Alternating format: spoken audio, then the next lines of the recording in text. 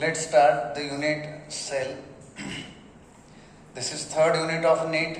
It contains three topics: cell, structure and function, cell, biomolecule and cell division. Now, in the living world we have studied unity in diversity. There are variety of organisms, variety of species, different kinds of organisms, all have different characters, but still there is something which is similar to all organisms. And the most basic thing which is similar to all organisms is the cell. Cell is the basic unit of life. It is also called as fundamental unit of life or structural and functional unit of life.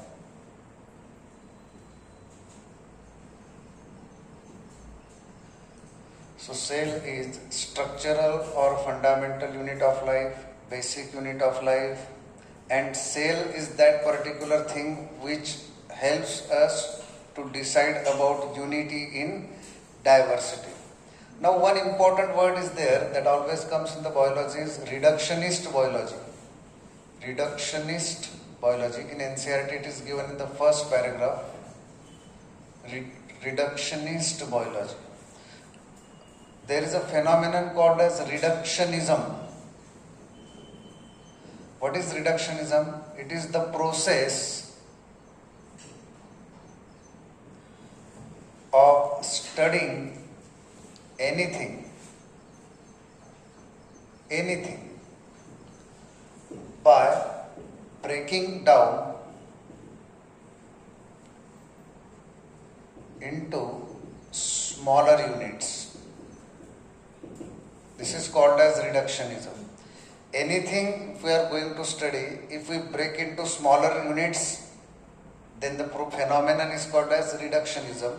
And biology is somewhat called as reductionist biology. What is reductionist biology? As all we know, organism consists of various organs. Organs consist of tissues and tissues consist of cell.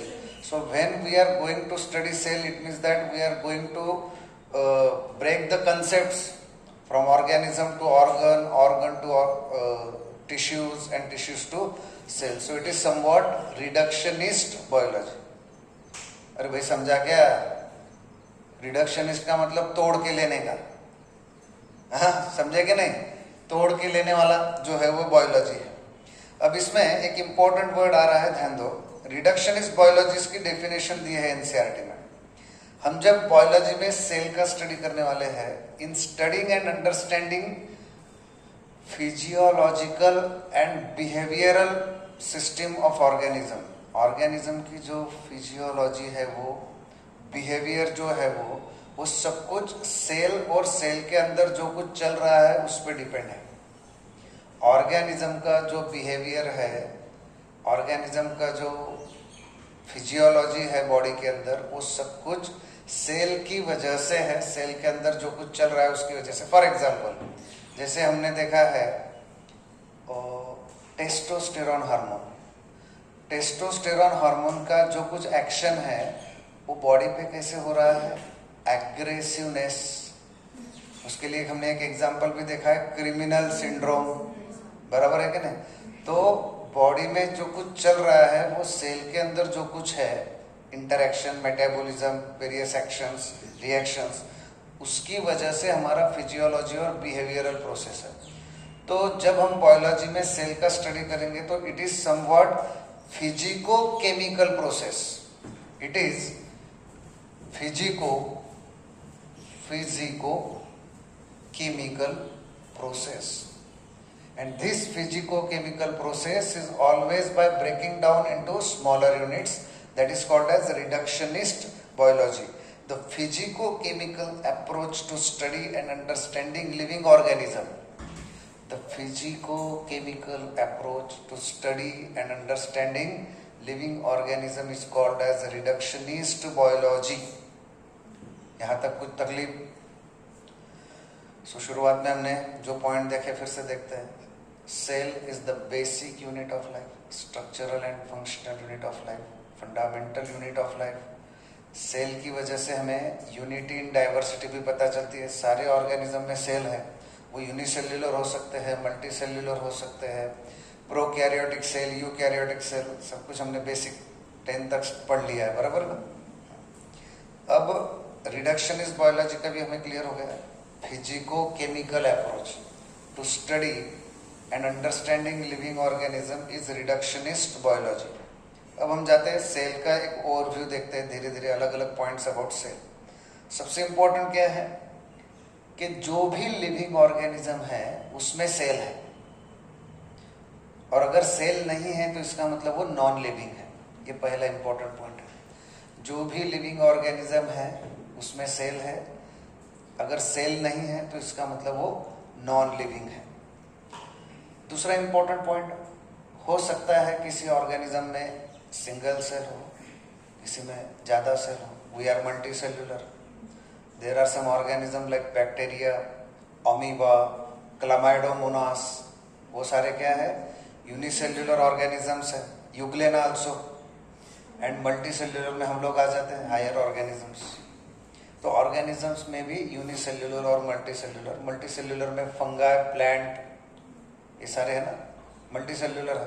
Protista unicellular है, protista is unicellular. So multi cellular में fungi से शुरुआत होता है, जो kingdom plenty के 5 है उसमें। अब यूनिसेल्युलर ऑर्गेनिज्म अगर हम कंसिडर करते हैं या मल्टी सेल्युलर लेते हैं, तो यूनिसेल्युलर ऑर्गेनिज्म है वो भी इंडिपेंडेंट, उनका एग्जिस्टेंस है। Amoeba exist independently, euglena exist independently, chlamydomonas exist independently. So unicellular organism, इसका मतलब सिर्फ कितने सेल है, एक सिंगल सेल उनमें है, उनका भी खुद का अस्तित्व है, इंडिपेंडेंट एग्जिस्टेंस है। तो सिंगल सेल है वो भी सारे बॉडी के फंक्शन परफॉर्म करती है, उसकी वजह से उनका एग्जिस्टेंस है। तो एक स्टेटमेंट एनसीईआरटी में बहुत इंटरेस्टिंग है, anything which is less than a cell cannot have independent existence. This is very important statement.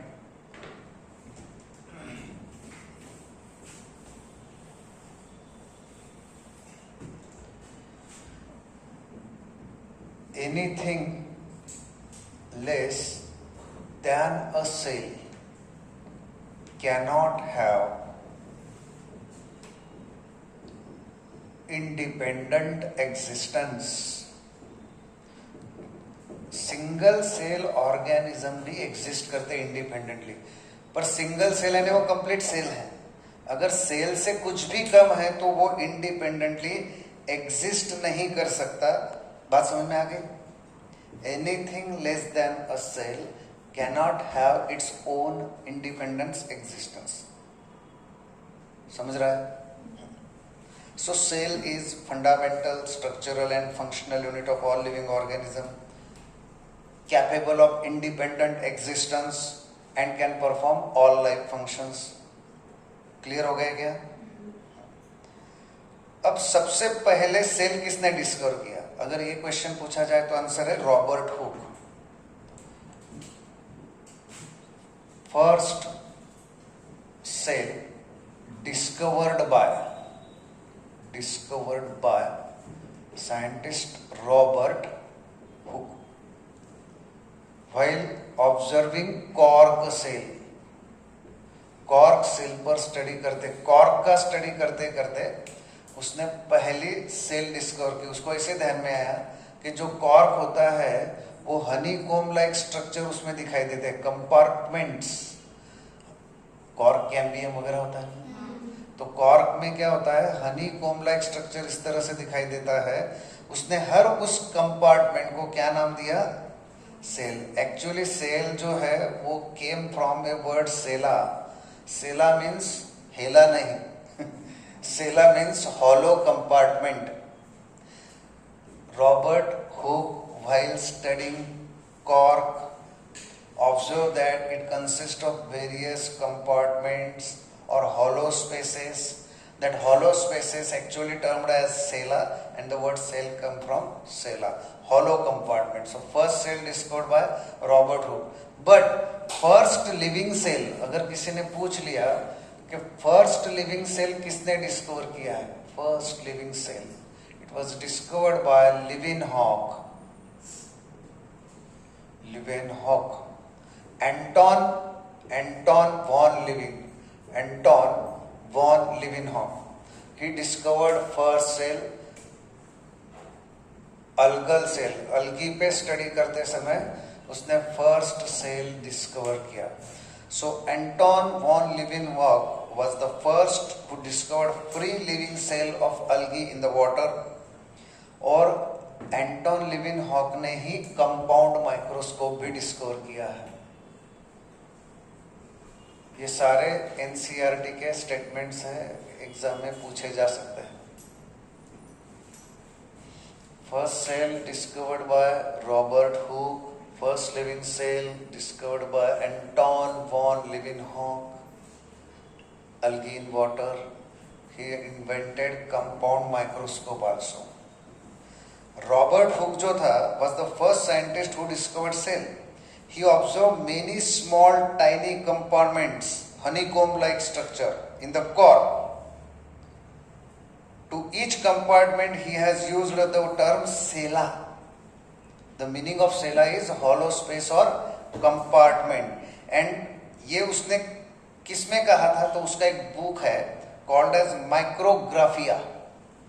जोग्राफिया नहीं, माइक्रोग्राफिया. जोग्राफिया था ना सुपर 30 में, भूल गए? सो माइक्रोग्राफिया, जोग्राफिया नहीं है, जाने दो. माइक्रोग्राफिया बुक में, माइक्रोग्राफिया बुक किसका है? रॉबर्ट हुक का. ये एग्जाम में पूछा जा सकता है, ध्यान देना. अब जब हम सेल का सोचते हैं तो सबसे पहले तो सेल एक माइक्रोस्कोपिक स्ट्रक्चर है.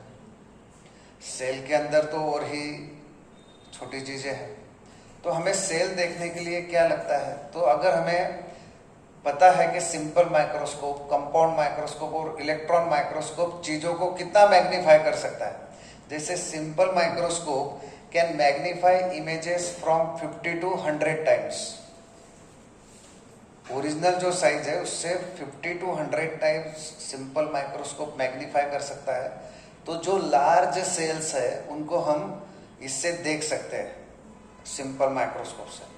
पर जो स्मॉलर सेल है वो हमें कंपाउंड माइक्रोस्कोप से दिखेगी, क्योंकि कंपाउंड माइक्रोस्कोप ऑलमोस्ट 1000 टाइम्स उसको मैग्नीफाई करता है. ये ध्यान में रखना है.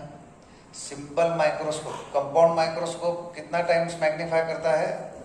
1000 टाइम्स. इसलिए स्मॉलर सेल्स के लिए हम कंपाउंड माइक्रोस्कोप यूज करते हैं. पर जो लार्जर सेल है, लार्जर सेल्स, उनके लिए हम यूज करते हैं सिंपल माइक्रोस्कोप, बिकॉज वो 50 से 100 गुना मैग्नीफाई करके बताएगा. अब स्मॉलर सेल के लिए सिंपल माइक्रोस्कोप, लार्जर सेल के लिए कंपाउंड माइक्रोस्कोप. पर सेल के अंदर जो है, चाहे लार्जर हो चाहे स्मॉलर हो, सेल के अंदर तो और बहुत छोटी चीजें हैं. अगर वो हमें देखनी है तो इससे ज्यादा मैग्निफिकेशन लगेगा जो होता है इलेक्ट्रॉन माइक्रोस्कोप के पास. इलेक्ट्रॉन माइक्रोस्कोप चीजों को 5 लाख टाइम्स बड़ा करके दिखा सकता है. इसलिए जो सेल के अंदर चीजें हैं वो हम देखने के लिए क्या यूज करते हैं? Electron microscope. बात समझ में आ गई? स्मॉलर साइज की cell simple microscope, larger size की सेल कंपाउंड माइक्रोस्कोप. और जो सेल के अंदर चल रहा है उसे देखने के लिए हम यूज करते हैं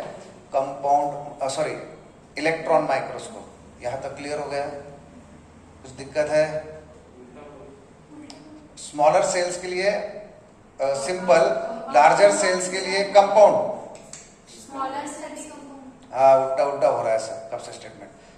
लार्जर सेल के लिए सिंपल माइक्रोस्कोप, स्मॉलर सेल्स के लिए कंपाउंड, और सेल के अंदर जो उसके लिए इलेक्ट्रॉन माइक्रोस्कोप. ये रिकॉर्डिंग करते समय थोड़ा सा परेशानी हो जाती है, बहक जाता है आदमी.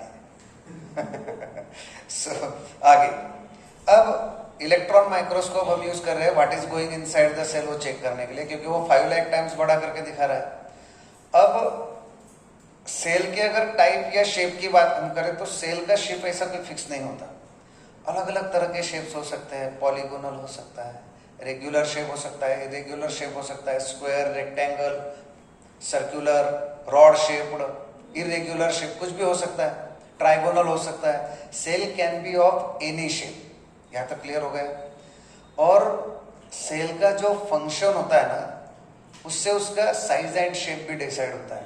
काफी टाइम्स सेल का जो फंक्शन होता है उससे उसका साइज और शेप डिसाइड होता है, ये ध्यान में रखना है। अब एनसीईआरटी में एक बहुत इंपॉर्टेंट चीज दी है, कुछ सेल्स की साइज दी हुई है। जैसे स्मॉलेस्ट सेल जो है वो माइकोप्लाज्मा पाई जाती है 0.3 माइक्रोमीटर, ये हमें अच्छी तरह से ध्यान में रखना है। स्मॉलेस्ट सेल माइकोप्लाज्मा होती है 0.3 micrometre, smallest cell mycoplasma 0.3 micrometre. और जो लार्जेस्ट सेल होती है, लार्जेस्ट सेल वो एग ऑफ ऑस्ट्रिच होता है, एग ऑफ ऑस्ट्रिच, उसकी साइज लगभग 15 सेंटीमीटर होती है। तो स्मॉलेस्ट सेल 0.3 माइक्रोमीटर, माइक्रो यानी 10⁻⁻⁶। तो यहाँ तक क्लियर हो रहा है? सेल की स्माइल नहीं सेल की साइज जो है वो 0.3 माइक्रोमीटर है, ये ध्यान में रखना है। माइकोप्लाज्मा में लार्जेस्ट जो है, ये एनसीईआरटी में दिया है, egg of ostrich near about 15 centimetre. ये 15 सेंटीमीटर एनसीईआरटी में नहीं है, सिर्फ इतना ही दिया है। और दूसरा जो है बैक्टीरियल सेल साइज जो है वो 3 माइक्रोमीटर टू 5 माइक्रोमीटर है। बैक्टीरिया का जो सेल का साइज है, bacteria size 3 micrometre to 5 micrometre, ये अच्छी तरह से ध्यान में रखना। एग्जाम में ये पूछा जाएगा। माइकोप्लाज्मा साइज स्मॉलेस्ट सेल है, लार्जेस्ट ऑस्ट्रिच की एग है, और बैक्टीरियल सेल की साइज 3 माइक्रोमीटर टू 5। आरबीसी जो है हमारे बॉडी के, जो मल्टी सेल्युलर ऑर्गेनिज्म है, आरबीसी की साइज नियर अबाउट 0.7 माइक्रोमीटर होती है। आरबीसी 0.7 माइक्रोमीटर, और ये उसका डायमीटर होता है, ध्यान में रखना है। आरबीसी की साइज 0.7 माइक्रोमीटर। ये क्लियर हो गया? यहां तक कोई दिक्कत है? अब सेल ऑफ ओनियन पिल, कांदे का छिलका, कांदे का छिलका यानी ओनियन पिल। तो ये तो कांदे का छिलका है, ये जब हम माइक्रोस्कोप में स्टडी करेंगे तो ये एक टिपिकल प्लांट सेल है, ध्यान देना है। Onion peel is a typical plant cell, यानी जो अलग अलग प्लांट सेल होते हैं उनका अगर हम एक स्टैंडर्ड फॉर्म निकाले तो हमें वो ओनियन पिल में मिल जाता है। अगर हम वो स्टडी करते हैं तो ऐसा ध्यान में आता है कि उस छिलके में जो सेल है, उस सेल को आउटर सेल वॉल है, आउटर सेल वॉल है, और उसके अंदर एक सेल मेम्ब्रेन भी है। ध्यान देना अच्छी तरह से। ओनियन पिल के अगर हम सेल स्टडी करेंगे तो वो एक टिपिकल प्लांट सेल का एग्जांपल बन जाती है, जिसमें हमें सेल वॉल और उसके अंदर क्या दिखाई देता है? सेल मेम्ब्रेन दिखाई देता है। पॉइंट क्लियर हो गया? ओनियन पिल के बारे एनसीईआरटी का स्टेटमेंट है। दूसरा एक दिया है ह्यूमन चिक सेल्स। अगर वो हम स्टडी करेंगे तो उसमें हमें आउटर सेल वॉल नहीं दिखाई देता ह्यूमन चिक सेल में, ये ध्यान में रखना है। ह्यूमन चिक सेल, काफी टाइम ऐसे होता है कि चिक सेल पता ही नहीं चलता क्या है। हमारे ब्यूकल कैविटी में जो कुछ है सेल्स, उनको ह्यूमन चिक सेल्स कहते हैं। चिक सेल का काम क्या है? हमारे माउथ में मॉइस्चर क्रिएट करना। बात समझ में आई? Human cheek cells are the cells inside our oral cavity. They maintain our oral cavity always with moisture. Clear हो गया? Human cheek cells. Human cheek cells को सेल वॉल नहीं दिखाई दिया और उनको आउटर मेम्ब्रेन दिखाई दिया। माइक्रोस्कोप में स्टडी किया था। ओनियन पिल और ह्यूमन चिक सेल में डिफरेंस यही क्रिएट हो गया। ओनियन पिल में मेम्ब्रेन के बाहर सेल वॉल दिखाई दिया और चिक सेल में सिर्फ सेल मेम्ब्रेन दिखाई दिया, सेल वॉल नहीं है। ये क्लियर हुआ? आगे अब हर सेल के अंदर क्या दिखाई देता है हमें? Inside each cell there is a cytoplasm जिसे हम साइटोसोल कहते हैं, न्यूक्लियस होता है, समझ रहे कि नहीं। और अलग अलग ऑर्गेनेल्स भी हमें देखने को मिलते हैं, जैसे एंडोप्लाज्मिक रेटिकुलम, माइटोकॉन्ड्रिया, क्लोरोप्लास्ट हो सकते हैं, राइबोसोम हो सकते हैं, लाइसोसोम हो सकते हैं, माइक्रोट्यूब्यूल हो सकते हैं, गोल्जी बॉडीज हो सकते हैं, अलग अलग टाइप्स के जो अंदर सिस्टम प्रेजेंट है, ऑर्गेनेल सिस्टम। सो सेल है, सेल के अंदर न्यूक्लियस है, साइटोप्लाज्म है, और साइटोप्लाज्म में स्कैटर्ड अलग अलग ऑर्गेनेल्स है। यहां तक क्लियर हो गया क्या? अब सेल में दो टाइप के सेल हमें दिखाई देते हैं, एक प्रोकैरियोटिक सेल और एक eukaryotic cell, pro and eu. सबसे पहले कैरियन का मतलब ध्यान में रखना है, कैरियन यानी न्यूक्लियस। कैरियन का मतलब है न्यूक्लियस। जब हम प्रो वर्ड यूज करते हैं तो प्रो का मतलब है प्रिमिटिव, अंडर डेवलप्ड या नॉट डेवलप्ड। जो सबसे पहले न्यूक्लियस हुआ करता था प्रोकैरियोटिक सेल का, उसमें डेवलपमेंट हुआ और एडवांस्ड या इवॉल्व या डेवलप्ड न्यूक्लियस, जैसे हमारे इसमें we are eukaryotes, prokaryotic bacteria होते हैं। So prokaryotic cell and eukaryotic cell, ऐसे सेल के दो टाइप है। ये कैसे डिसाइड होता है?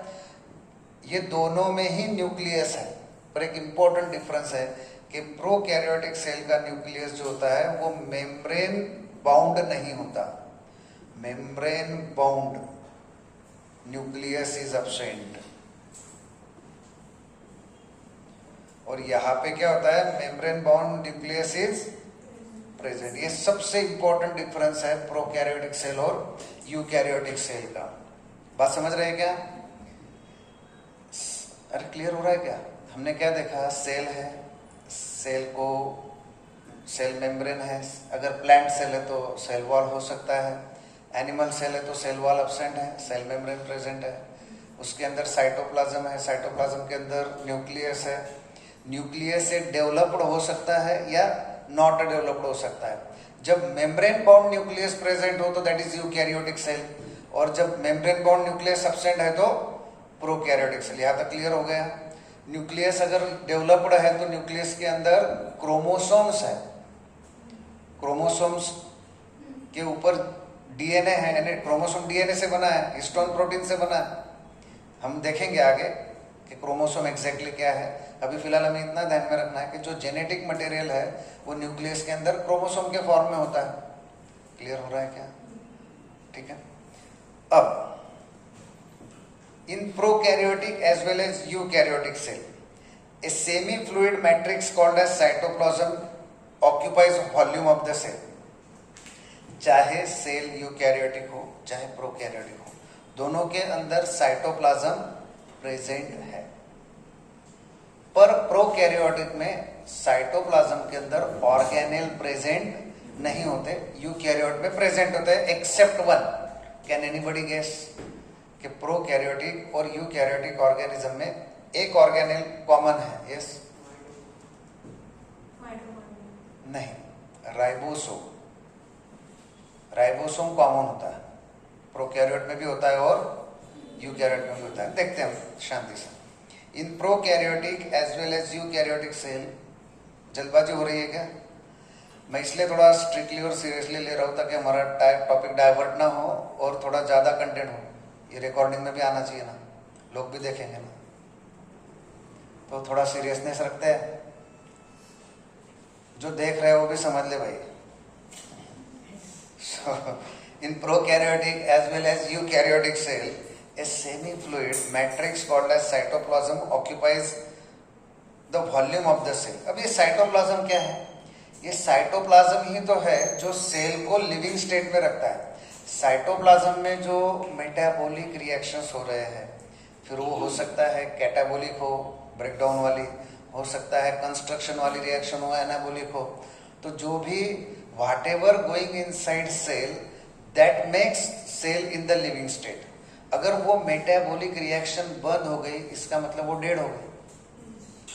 बराबर है कि नहीं? तो cell cytoplasm is the main arena of all cellular activities. Cell के सारे एक्टिविटीज ये साइटोप्लाज्म में होते हैं, प्लांट सेल हो या एनिमल सेल हो।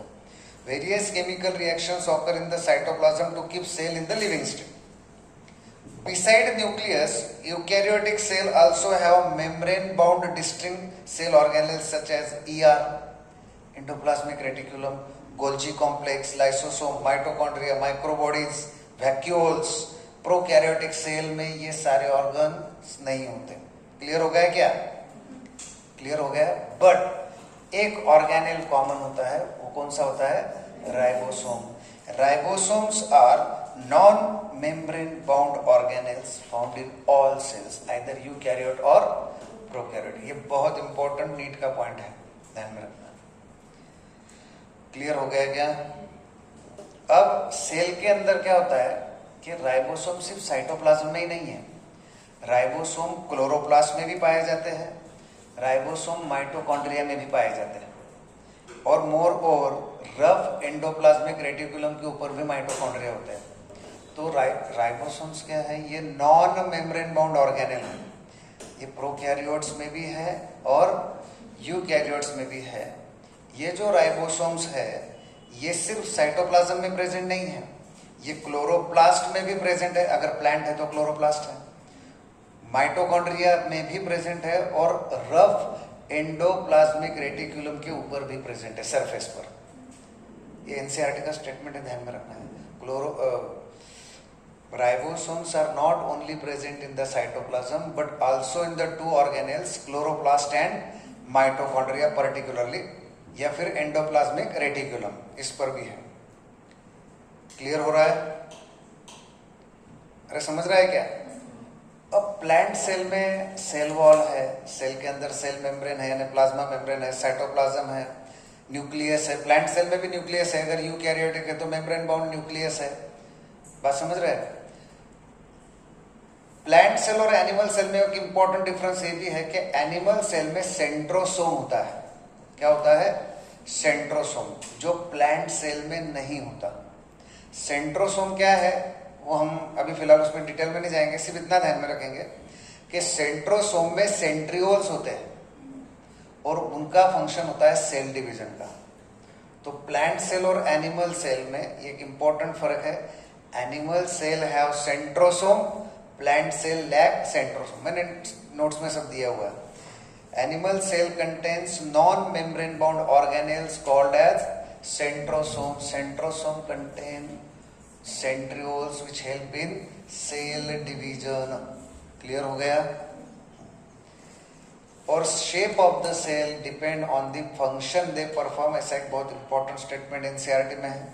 Shape of the cell depend on the function they perform. अब एक इंपॉर्टेंट पॉइंट जो एनसीईआरटी में दूसरे चैप्टर में है, हम अभी पढ़ लेते हैं थोड़ा, टोटीपोटेंसी। टोटीपोटेंसी क्या होती है? It is the ability of a cell, ध्यान देना अच्छी तरह से।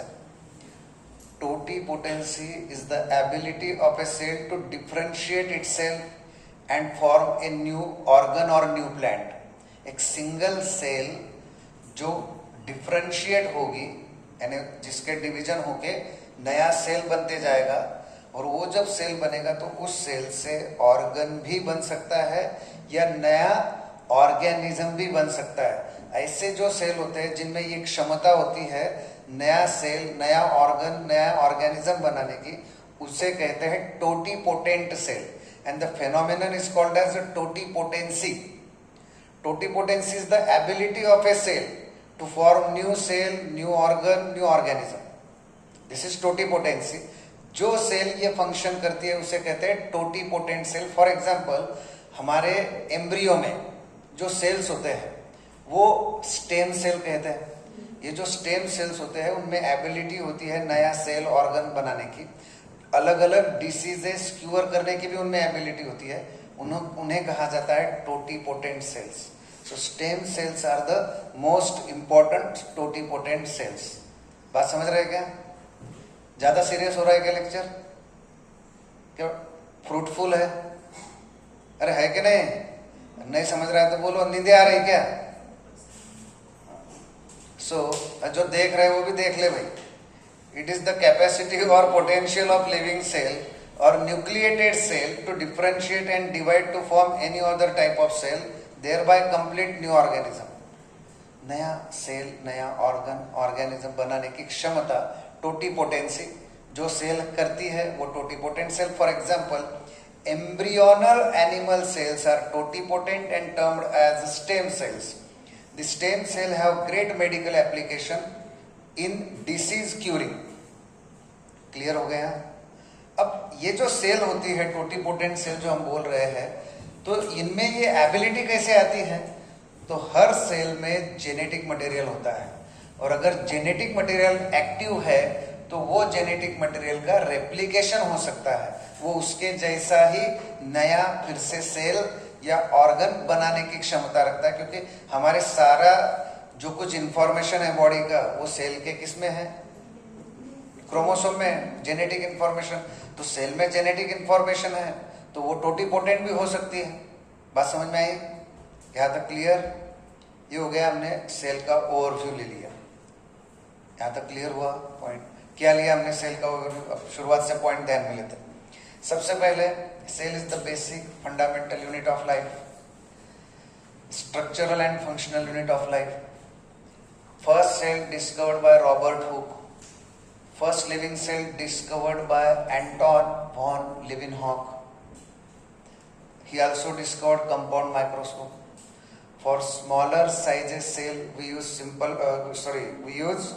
compound microscope. For large cells we use simple microscope, and for observing the internals of the cell we use electron microscope, because simple microscope 50 to 100 times magnify करेगा, compound microscope 1000 times magnify करेगा, और 5 lakh times electron microscope. यहाँ तक clear हो गया? फिर हमने smallest cell size देखा माइकोप्लाज्मा में 0.3 माइक्रोमीटर. ह्यूमन आरबीसी का साइज है 0.7 माइक्रोमीटर. लार्जेस्ट सेल ऑस्ट्रिच का एग है 15 सेंटीमीटर. बात समझ में आ गई? और जो बैक्टीरियल सेल है वो 3 to 5 माइक्रोमीटर है. ये सारा एनसीईआरटी में दिया हुआ है. उसके बाद सेल के ओवरव्यू में हमने क्या देखा? There are 2 types of cells, prokaryotic, eukaryotic. जिसमें मेम्ब्रेन बाउंड न्यूक्लियस है, वेल डेवलप्ड न्यूक्लियस है, वो यूकैरियोटिक है. नहीं है, वो प्रोकैरियोटिक है. प्रोकैरियोटिक में साइटोप्लाज्म है, यूकैरियोटिक में भी है, पर प्रोकैरियोटिक में सेल ऑर्गेनेल एब्सेंट है, यूकैरियोट में सेल ऑर्गेनेल प्रेजेंट है. प्रोकैरियोट और यूकैरियोट में एक सेल ऑर्गेनेल कॉमन है. प्रोकैरियोट एंड यूकैरियोट में एक सेल ऑर्गेनेल कॉमन है, that is non membrane bound ribosome. Ribosome ये इंपॉर्टेंट है प्रोटीन सिंथेसिस के लिए, हम बाद में देखेंगे, उसका डिस्कशन करेंगे. यहाँ तक क्लियर है? कुछ प्रॉब्लम? उसके बाद ओनियन पील हमने देखा है. ओनियन पील जो है उसको सेल वॉल है, सेल मेम्ब्रेन है, टिपिकल प्लांट सेल है. यहाँ तक क्लियर हो रहा है?